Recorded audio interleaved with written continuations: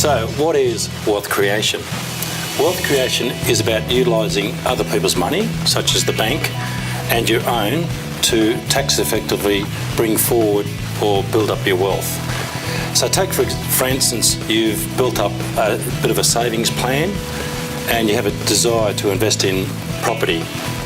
So we can arrange a loan to purchase that property, use those savings as a deposit on the property.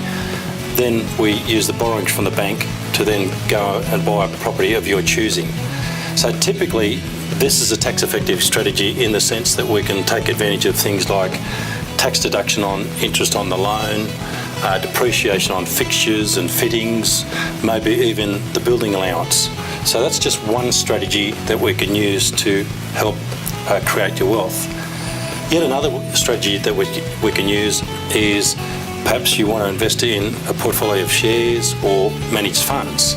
And we can either do this through a strategy of using the equity of your home and borrowing the money through the normal course of a bank, so a mortgage, or we can utilise another loan called the margin loan. And typically you've got the loan interest there as a tax deduction, and that obviously makes that a very good way to generate wealth. So with your shares, managed funds and the like, you've got potential for capital growth, and you've also got dividends. In Australian terms, it's subject to franking credits. Our approach with wealth creation is to adopt a fairly conservative approach. So we don't propose that we borrow excessively, we just borrow within your means.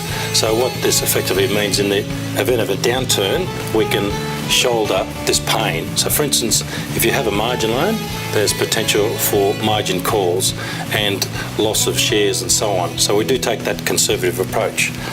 So we do feel at Focus Financial Advice that wealth creation is within your grasp, and it's an extremely good way to help grow your money smart but not necessarily hard.